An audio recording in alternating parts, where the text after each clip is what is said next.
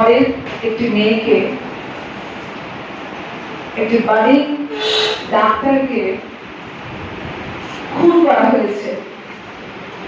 তার নিজের কর্মক্ষেত্রে সে 36 ঘন্টা কাজ করছিল, সেইটা নিয়েও আমার নিজের পার্সোনালি অনেক অভিযোগ আছে। ডাক্তাররা কিন্তু বন্ডেড লেবার নয়, তারা 36 ঘন্টা 48 ঘন্টা কাজ করবেন, তারা থাকুক হসপিটালে, কিন্তু তাদেরকে বিশ্রাম দেওয়ার জন্য ঠিক সঠিক ব্যবস্থা না থাকলে, ভালো টয়লেট, ভালো খাবারের ক্যান্টিন এবং সর্বোপরি সুরক্ষা না থাকলে আমাদের ঘরের মেয়েরা, আমাদের মায়েরা, আমাদের বোনেরা, তাদেরকে রক্ষা করবে কে? এই ব্যাপারগুলো খুব ইম্পর্টেন্ট। এরা আমাদের বাড়ির ডিরেক্টরস, আমাদের ডিরেক্টর মানে আমাদের জীবনকে সঠিক পথে নির্দেশ করে। সেই মানুষগুলোকে প্রচন্ড পরিশ্রম করানো হয়। প্রথম কথা, এটা আমার বহুদিন ধরে একটা আমার মাথার মধ্যে কাজ করে যে ডাক্তারদের কেন সঠিক বিশ্রাম দেওয়া হয় না। কারণ ডাক্তারদের মস্তিষ্ক যদি ঠিকঠাক মতো কাজ না করে, তাহলে তারা মানুষকে বাঁচাবে কেমন করে? এটা একদম আমার নিজস্ব একটা ভাবনা যে ডাক্তারদের ঠিকঠাক মতো, দে আর নট বন্ডেড লেবার্স। সরকার একটা ডাক্তার তৈরি করতে তারা নিশ্চয়ই খরচা করে, কিন্তু তাদের সরকারি জায়গায় যখন চাকরি দেওয়া হয়, তখন তাদের নিজেদের সুখ সুবিধাগুলো, নিজেদের বিশেষ, আমি বলছি না সুখ, আমি বলছি বিশেষ সুবিধাগুলো কেন দেওয়া হবে না? এবং আপনারা যাবেন সরকারি হসপিটালগুলোয়, সেখানে বাথরুমের কি অবস্থা একবার দেখবেন, সেখানে টয়লেটের কি অবস্থা দেখবেন, সেখানে কুকুর বেড়াল অনায়াসে ঢুকে যায়, আর কিছু কুকুরের মতো মানুষও ঢুকে যায়, যাদের কাজ হচ্ছে কামড়ানো। কিন্তু সমাজে যদি একটা পাগলা কুকুর ঢুকে যায়, তখন আমরা প্রতিহত করি। কি করে? আমরা ডান্ডা দিয়ে মারি। শুধু একজনকে ফাঁসি কাটে চড়ালে তো হবে না। এই পাগলা কুকুররা আমাদের সমাজে ঘুরে বেড়াচ্ছে। সুতরাং একটা পাগলা কুকুর ঢুকে পড়লে হয় তাদের সাঁড়াশি দিয়ে নিয়ে যাওয়া হয়, তাদেরকে মার্সি কিলিং করা হয়, তাহলে আমাদের হাতে ছেড়ে দেওয়া হয় যে আমরা সেই পাগলা কুকুরটাকে মেরে ফেলব। হসপিটালে যদি পাগলা কুকুর ঢুকে যায়, যাদের নাম সিভিক ভলেন্টিয়ার, এক অদ্ভুত জাত শুরু হয়েছে বর্তমান সরকার আসার পর, এক অদ্ভুত জাতি। আমি নিজে চতুর্দিকে ঘুরে বেড়াই, সারা পশ্চিমবঙ্গ ঘুরে বেড়াই, আমি দেখি এই পাগলা কুকুর যাদের বললাম, তাদেরকে তারা লরি থেকে হাত বাড়িয়ে বাড়িয়ে টাকা নেয়। তাদের অধিকার আছে স্যার, তাদের অধিকার আছে।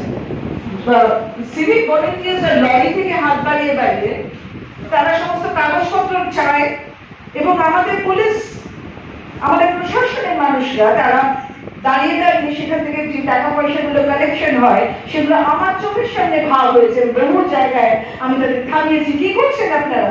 আমরা পেছনে দাঁড়িয়ে আছি, গাড়ির পর গাড়ি, সারা রাত্রে কাজ করার পর বাড়ি যাচ্ছি, আপনারা বাড়ি যেতে দেবেন না?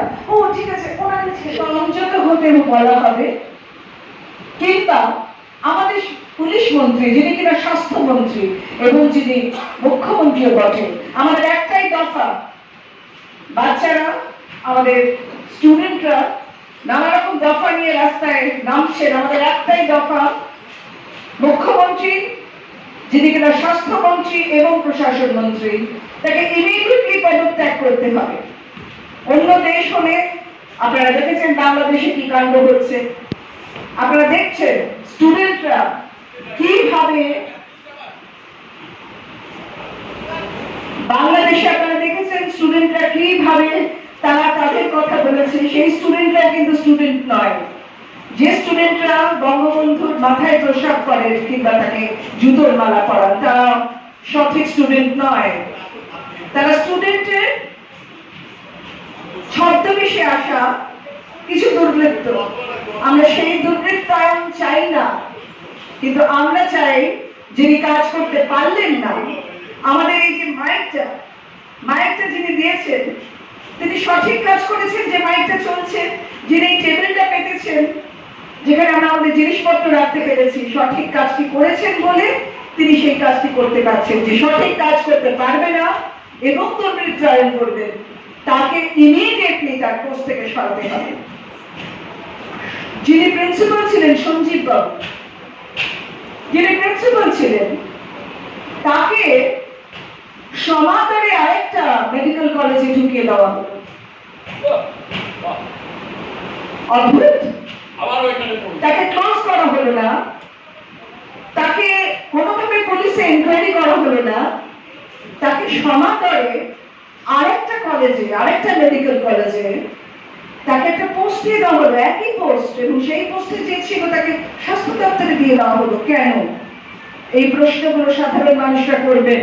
আজকে বহু চিকিৎসা করতে আসা ইমার্জেন্সিতে তারা ফিরে যাচ্ছে, সেই পেশেন্টদের রাস্তায় নামতে হবে, সেই পেশেন্টরা বলতে হবে যে আপনাদের জন্য আমার বাবা, আমার বোন, আমার মা, আমার বাচ্চারা তারা কিন্তু চিকিৎসা পাচ্ছে না, পরিষেবা পাচ্ছে না, কারণ তাদের সুরক্ষা বিঘ্নিত। সুরক্ষা কতবার বিঘ্নিত হবে? এই সরকার থাকাকালে আপনারা বারবার দেখেছেন আমাদের সুরক্ষা বিঘ্নিত হয়েছে। এন্ড গডফাদারটি কে বা গডমাদারটি কে, তাদেরকে ধরতে হবে, এবং ধরতে হবে না একদম পাগলা কুকুরকে যেভাবে সরাসরি দিয়ে ধরে, আমি ফিজিক্যালি বলছি না, ওইভাবে সরাসরি করে তাদেরকে ঢোকাতে হবে। পাগলা কুকুর সমাজে থাকলে কিন্তু আমরা বাঁচতে পারবো না, আমাদের যেখানে সেখানে কামড়ে দেবে, আমাদের যখন তখন কামড়ে দেবে। সুতরাং এই পাগলা কুকুরের রাজত্বে আমরা কিন্তু আর বাস করতে পারবো না। সুতরাং ইমিডিয়েটলি এই কুকুরের রাজত্ব আমাদের শেষ করতে হবে। আমি কিন্তু ডগ লাভার, আমার বাড়িতে আমি সারমেয়, আমি খুশিতে বলতে পারি না, আমার সারমেয়রা রয়েছেন আমাকে ধন্য করার জন্য। আমার পাড়ায় অনেক সারমেয় রয়েছে যাদেরকে প্রতিপালন করে আমি ধন্য হই, কিন্তু পাগলা কুকুর আসলে কিন্তু তাকে আমরা ডান্ডা দিয়ে পেটা করব, এবং তাদের সাঁড়াশি দিয়ে যাতে অন্য লোক তুলে নিয়ে যায় সেই ব্যবস্থা সুদৃঢ় করব। আপনারা সকলে এসেছেন যে কারণে, আপনারা ভাবুন যারা যারা ছিলেন সেখানে তাদের নামগুলো অব্যক্ত রয়েছে। একজন মানুষকে এমনকি মুখ্যমন্ত্রী বলছেন, এই ওকে ফাঁসি দিয়ে দাও, ফার্স্ট ট্র্যাকে মামলা করে ফাঁসি দিয়ে দাও। কেন? একজন মেয়েটির অটোপসি রিপোর্টে দুজনের সিমেন্টস পাওয়া গেছে, দু প্রকার। আরো কি করা হয়েছে জানি না, কেউ হাত, কেউ পা, কেউ তার ঘাড় গলা বিস্তৃতভাবে আঁচড়ে দিয়ে আটকে রেখেছিল এবং তাকে ঝুলিয়ে দেওয়া হয়েছিল। প্রিন্সিপাল সব জানতে পেরেও ওই সমস্ত দেখে যার নিম্নাঙ্গ অনাবৃত ছিল অনায়াসে বলে দিল এটা আত্মহত্যা, আত্মহত্যা করলেন। এবং যে সুপার নাকি মেয়েটির মা বাবা বলেছে, ফোন করেছিল, ওই সুপার বলেছিল আপনার মেয়ে আত্মহত্যা করেছে। কাকে বাঁচানোর জন্য? কি আড়াল করবার জন্য? কাদেরকে সেফ সাইডে রাখার জন্য? প্রাথমিকভাবে প্রিন্সিপাল এবং সুপার এই কাজটি করেছেন। আপনারা চিন্তা করবেন, এবং সবাইকে আমি বলছি যে পেশেন্টরা আসছেন এবং পরিষেবা না পেয়ে চলে যাচ্ছেন, তাদেরকেও রাস্তায় নামা উচিত আমাদের মতো। এই ব্যাপারগুলো যারা করছে, স্বাস্থ্যমন্ত্রী তার পদত্যাগ চাই, প্রশাসনিক মন্ত্রী তার পদত্যাগ চাই, এবং মুখ্যমন্ত্রী তার পদত্যাগ তো চাই। এই একটাই আপনারা সবাই মিলে এই একটা দফাতেই কাজ করবেন বা বলবেন, সরব হবেন যে আমরা এই পাগলা কুকুরের সমাজে থাকতে পারছি না, আপনার পদত্যাগ চাই। নমস্কার, ধন্যবাদ। ভাবিয়া আমি জানি তুই দারুণ বলিস, আমি বলি তোর ওয়ার্ডটাকে একটা নিয়ে বলছি, পাগলা কুকুরের ট্রিটমেন্ট দেখবি, চিকিৎসা তাদের হয়ে কুকুরগুলো খুব ভালো হয়ে যায়। আবার লেজ নাড়াতে নাড়াতে মায়ের প্রভুর পায়ের নিচে পা চাপতে থাকে, মাকে ভেবু করে ডাকে। আমার মনে হয় এখন পশ্চিমবঙ্গে, শুধু না সারা ভারতবর্ষের মধ্যে আমরা দেখি, কিন্তু পশ্চিমবঙ্গে আমরা মানুষ, আমরা পশ্চিমবঙ্গের মধ্যে দেখছি এই যে তুই বললি না সিভিক ভলেন্টিয়ার, এই সমস্ত কোথা থেকে এগুলো আবিষ্কার হলো, কোথা থেকে এরা জুড়ে এসে বসলো। আমার তো মনে হয় সিভিক ভলেন্টিয়ারদের দায়িত্ব দেওয়া উচিত, বাড়ি বোধহয় ওইখানে চুরি ডাকাতি হয়ে যেতে পারে, বা কেউ মারাও আবার যেতে পারে, দূষিত হতে পারে। হিউম্যান রাইটস অফ সিভিলিয়ান ইন্ডিয়ার তরফ থেকে আমাদের লক্ষ লক্ষ সৈনিককে বলবো রাস্তায় নামতে, মানব অধিকার কর্মীতে, আর বিভিন্ন বিভিন্ন শ্রেণীর মানুষ নাম হাইকোর্টের পাশে থাকতে হবে।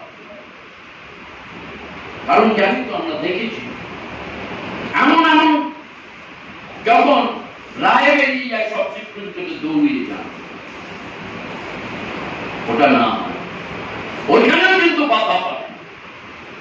কারণ প্রত্যেকের ঘরের মেয়ে, ওরা তো মেয়ে আছে, মেয়েটার জাস্টিসের জন্য প্রত্যেককে নামতে হবে, লড়াইটা দিতে হবে, সাথে থাকতে হবে, কোনো ভয় কোনো কিছু করার দরকার নেই। কারণ সকল মন্ত্রী, এমপি, এমএলএ প্রত্যেককে বলবো আপনাদের ঘরে মেয়ে আছে, তাই জাস্টিসের দরকার। এখানে যেন কোনো কিছু খামা চাপা না পড়ে, জাস্টিস আছে নিশ্চয়ই, মেয়েটির পরিবার নিশ্চয়ই জাস্টিস পাবে। যে লড়াই মানুষ আজ পথে নেমেছে। পরবর্তী বক্তা আমাদের হিউম্যান রাইটস সিপিডিআর ইন্ডিয়া আরেক নমস্য ব্যক্তি, বিএসএফ এর এক্স ডিআইজি সমীর কুমার মিত্র।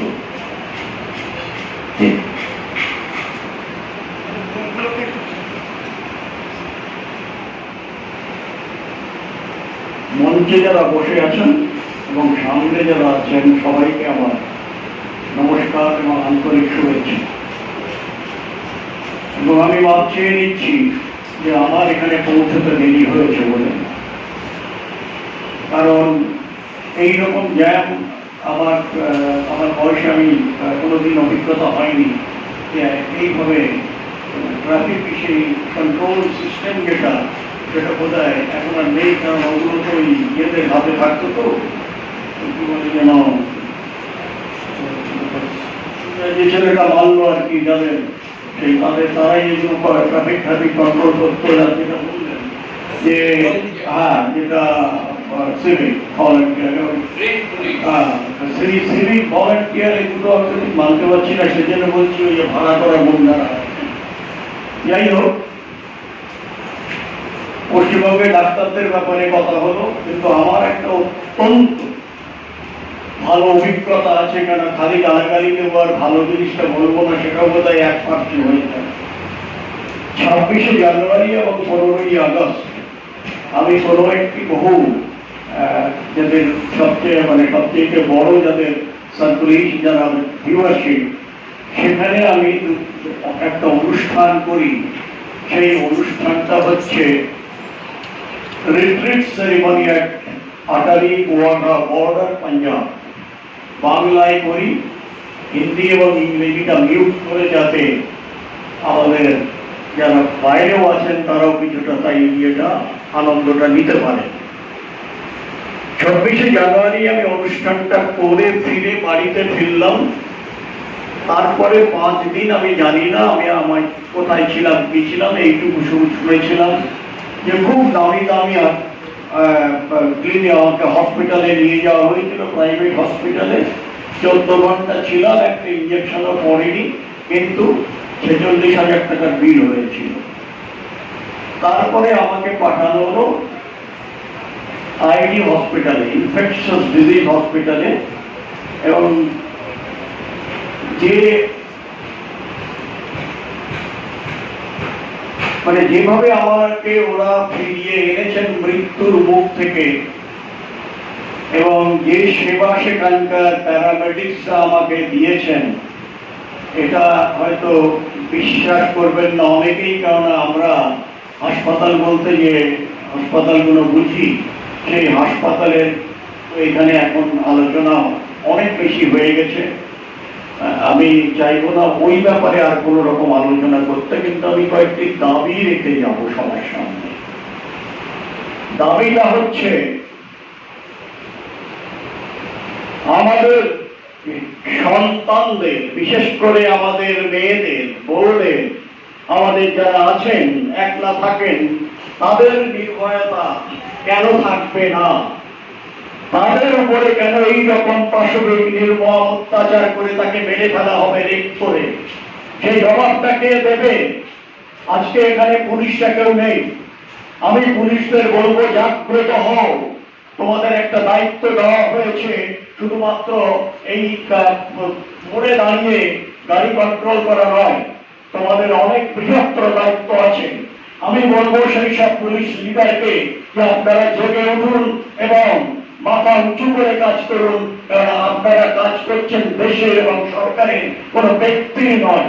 সুতরাং সেই জায়গাতে যে লিডারশিপ ডেফিসিয়েন্সি আর ডেফিসিট আছে, আমি আমার বন্ধুদের যারা এখানে আছেন, পুলিশ বন্ধুরা আমাদের পশ্চিমবঙ্গে, তাদের সবাইকে বলবো যে you are one of the finest police forces in the entire world. কেউ তোমাকে তো করেনি, তোমরা কেন নিজেদের বদনাম পুরোচ্ছ শুধু শুধু এখানে ওখানে টিভিতে হোক, যেমন আমরা বলছি? কেন বলবো? প্রত্যেকটি ছেলে তোমরা এত ব্রিলিয়ান্ট, কিসের ভয় তোমাদের? এখান থেকে পোস্টিং করে দেবে, দিল্লিতে নিয়ে যাবে। এখান থেকে পোস্টিং করবে ইয়ার অফিসার হতে দিবিও, হয়তো পাঠালো এখানে এই সুন্দরবনে। হয়েছে দেখি তাতে। আমি যেমন ডিআইজি প্রমোশন পেলাম, আমাকে এক ডিজি জিজ্ঞাসা করলেন যে where you want to go, and why are you asking me? I know where you have placed me. বললেন যে কোথায় বলো তো? শ্রীনগর। শ্রীনগরের নিচে আমার প্রত্যেক কাশ্মীরের একটা বিশাল অঙ্গ আমার কাছে ছিল। আমি ওটাতেই খুশি। আমি চিন্তে বলেন কাজ করিনি, মাথা উঁচু করে কাজ করেছি, যাতে কোনো কালো ছিটে কোনো আমার ইউনিফর্মের উপরে না পড়ে। আমি বলবো যে তাই এই যারা হয়েছে, এ একাত্ম কাজ নয়। ওই সঞ্জয় নাকি একটা নাম দেখছি, তার একার কাজ নয় যেটা হয়েছে, যারা সেখানে ছিলেন এবং একেবারে ঊর্ধ্বতন কর্তৃপক্ষ প্রত্যেককে অ্যাকাউন্টেবল, এবং they must clarify their position. কি করে হতে পারে এরকম? এবং যে কতগুলো বলছেন যে মেয়েরা কেন রাত্রে একা থাকবে, তুমি কি বন্দোবস্ত করেছো যে মেয়েরা কোথায় থাকবে? কেন সেই একটা কি বললাম যেন সিভিক ভলান্টিয়ার, তার নাকি শুনলাম 4টে বউ। যে সরকারের মাইনে নিচ্ছে, রুরাল ম্যারেজে তো তাকে অনেকদিন আগে তাকে বের করে দেওয়া উচিত ছিল, এবং শুধু তাই নয়, জেলে হওয়া উচিত ছিল। This kind of people should not find a place. কিন্তু তাকে আড়াল করার চেষ্টা করা মানে কি, যে I am also a party to the entire bloody episode. তা তো হয় না। আজকে যারা ওর সঙ্গে রয়েছেন, আমি যখন মানে আমাদের কিছু শিখতে হয় যে শারীরিক ভাষাটা কিরকম। কালকে যখন দেখলাম ওই কি যেন নামটা, সন্দীপ ঘোষ সামবাড়ি, যার ট্রান্সফার হলো প্রায় 12 ঘন্টার মধ্যে যার পোস্টিং হয়ে গেল ন্যাশনাল মেডিকেল কলেজে। হ্যাঁ, প্রিন্সিপাল। আশ্চর্য হয়ে গেলাম যে আমরা ছোটবেলায় তো পড়াশোনা করি, হয়তো ডাক্তারি পড়িনি, কিন্তু মাস্টার মশাইরা ছিলেন মাস্টার মশাই। কিন্তু এখন তো তা নয়।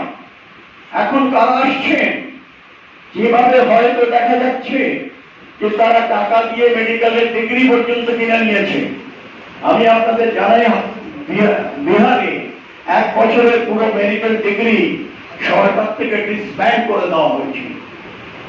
সুতরাং যাদের হাতে আমাদের জীবন, এবং এই ডাক্তাররা প্রত্যেকেই বোধহয়, আমি জানি না তারা এখানে কেউ আছেন কিনা, একটা শপথ নেন যে আমি একটা শপথ নিচ্ছি, যে তাদের সেই শপথটা তারা যদি পাশ করেন তাদের কোনো একটা সেরিমনিতে করা হয়। যেমন আমাদের বলা হয় যে শেষ বিন্দু রক্ত পর্যন্ত আমি আমার দেশ মাতৃকার মাটি ছেড়ে যাব না, সেই রকম। কিন্তু সেখানে আমি তো বুঝতে পারছি না যে জিনিসটা আরো বেশি গুরুত্ব দিয়ে, আরো বেশি তাকে ইয়ে করে দিয়ে সেই জায়গাটা খালি আলোচনা আলোচনা আলোচনা করে। আমরা সবাই একটা যে আমাদেরও তো একটা যে আমরা মনে করবো যে একটুখানি এই আলোচনাগুলো ওর নামটা না নিয়ে এই আলোচনাগুলো যদি করা হয়, এখানে তারও একটা পরিবার ছিল, মা বাবা থাকে সব জায়গায়, সেইখানে যদি মা বাবা, মানে আমাদের মাথায় দুর্মূর্তির কোনো কম নেই, না না এ তো হতেই পারে না, নিশ্চয়ই ওর কিছু ছিল, জানালে কেন হবে, অথচ বুঝতে পারছে না যে কি অসহায় ভাবে এই দুর্বৃত্তদের হাতে তার মৃত্যু হয়েছে, কেউ বুঝতে পারে না। কেন সে এত রাত্রে যাচ্ছে? তুমি 36 ঘন্টা ডিউটি করাচ্ছ, যেখানে তার 12 ঘন্টার বেশি করা উচিত নয়। একটা মানুষ যদি 36 ঘন্টা ডিউটি করে, she or he is bound to go to sleep। তাহলে সেখানে কি করছে? এবং এই যে সিভিক ভলান্টিয়ার, তার জন্য কেন জায়গা দেওয়া হয়েছে special? Why this scoundrel was given special treatment? যে না, তার জন্য এইটা হবে, তার গাড়িতে 5 লিটার তেল দেওয়া হবে, তার গাড়ির সামনে কি দেখলাম যেন গাড়িটার নাম নিলাম নাকি যেন, আর ওপরে পুলিশ দেখলাম। আমরা যা বাবা, সিভিক ভলান্টিয়ার পুলিশ কবে বলবে? প্রথম কথা সেটাই, কেন সিভিক ভলান্টিয়ার আমাদের একটা কোনো কিছু ইয়ে হতে গেলে একটা বেসিক ট্রেনিং হয়, কোথাও 1 বছর, কোথাও 9 মাস, কোথাও 2 বছর। স্পেশালাইজ ট্রেনিং বাইরে গিয়ে করতে গেলে 6 মাস, মানে 9 মাস করে থাকতে হয় বাইরে। আমাদের স্পেশালাইজ ট্রেনিং যেগুলো বিদেশে করানো হয়, এরা মানে এখন তো দেখছি যে they are more powerful than the regular police force, এই সিভিক সেন্টার। কারণ কালকে বেরোলো, দেখা গেল যে ৭৯,০০০ কয়েকশো হচ্ছে police man in West Bengal, আর ১,২৪,০০০ হচ্ছে civic volunteer. So you can very well understand the ratio. তবুও এখনো পর্যন্ত কিন্তু একটা জিনিস আমি সঙ্গে বলবো, যে আমরা যদি পুরো ভারতবর্ষে পপুলেশন এবং পুলিশ রেশিও আমরা যদি দেখি বের করি, তাহলে দেখা যাবে যে পশ্চিমবঙ্গ সবচেয়ে পেছনে, যে একটা পুলিশ আর বোধহয় কত হবে 700 না কত লোকের পেছনে একজন পুলিশ। ওয়ারাস চণ্ডীগড়, সেখানে একজনের জন্য বোধহয় 85 জন সিভিলিয়ান এই রেশিওতে আছে। তাহলে এই যদি সত্যিই তাই হয়, কেন এই ভ্যাকান্সি গুলো ক্যান্ডিডেট দিয়ে ভরানো হচ্ছে না? কেন তাদের প্রত্যেক, এই যে পুলিশেরও একটা ওপ থাকে, তারা সেই সময় সেই জায়গাগুলোতে কেন আমরা দৃষ্টিপাত করছি না? সব পুলিশই খারাপ বলা যাবে না। সৎ, নির্ভীক এবং এতখানি পরিশ্রম করা একজন মানুষ আছেন বলেই সেই ঘটনাটা চেহারা আজকে এই জায়গায় এসেছে। আমি তো এদের বিভিন্ন সবাই থাকি, দিনের পর দেখছি মানুষের সংখ্যা কিন্তু বাড়ছে। এবং আমি বিপ্লবকে একটা অনুরোধ করতে চাই, আমরা তো সবসময় সবাই নিতে পারি না, তুমি এটাকে বাচ্চাদের মতো, নিজের সন্তানের মতো লালন পালন করে তুলে রেখেছো। এই যে আজকে ঘটনাগুলো হচ্ছে, এখানে শরীরবাবু যে কথা বললেন, পাপিয়া বললেন, তুমি বললে, আমাদের ভাইও বললেন, তো এইরকম জায়গাতে নিয়ে তোমার সংগঠন একটা বিশাল সংগঠন, তুমিও জেলাতে রয়েছে, তাদের রাস্তায় নামাও। এই সমস্ত অপসংস্কৃতি, এই সমস্ত দুষ্কৃতি, এই অপশাসন, এই যে সরকার, যেটা অযোগ্য অপদার্থ সরকার, তার ঘরে বসে আছে, কিভাবে আছে সবাই জানে, হ্যাঁ, চিন্তা কাপিয়া খুলেছে। তো এইরকম জায়গাটাতে আর চলবে না, মানুষরা সহ্য করবে না, মানুষের ঢুকে দাঁড়াবে, এটার জন্য কিন্তু মানুষকেই রাস্তায় নামতে হবে। এটার জন্য শুধু পুলিশ দিয়ে আর ওই হাতে চাবুক দিয়ে হবে না, চাবুকটা মানুষের হাতে আনতে হবে। কাজেই যেভাবে ডাক্তাররা লড়াই করছে, যেভাবে বিভিন্ন সংগঠনটার পাশে এসে দাঁড়িয়েছে, সাধারণ মানুষকে আমি অনুরোধ করবো আপনারা নামুন। এবং আমি চাই যে ইন্ডিয়ার নেতৃত্বে এই লড়াইটা আরো ব্যাপক আকার ধারণ করুন, এবং আমরা সেই সময় তাদের সাথেই থাকবো, এই কথা বলতে পারি। আমি আবারও একটা তোমাদের অভিনন্দন জানাই তোমাদের ভূমিকার জন্য, যার মধ্যে দিয়ে কাজ করে আমি তোমাদের সাথে থাকার একটা অনুপ্রেরণা পাই। আমার মনে হয় আমরা অনেক দূর এগিয়েছি, আরো এগোতে পারবো। অনুপ্রেরণা আমরা পাই তোমাদের মতন সিনিয়রদের যখন আমাদের আশীর্বাদ করে। হিমালয় সিপিডিয়ার ইন্ডিয়া মাঠে ঘাটে সর্বত্র রাস্তায় প্রতিবাদ।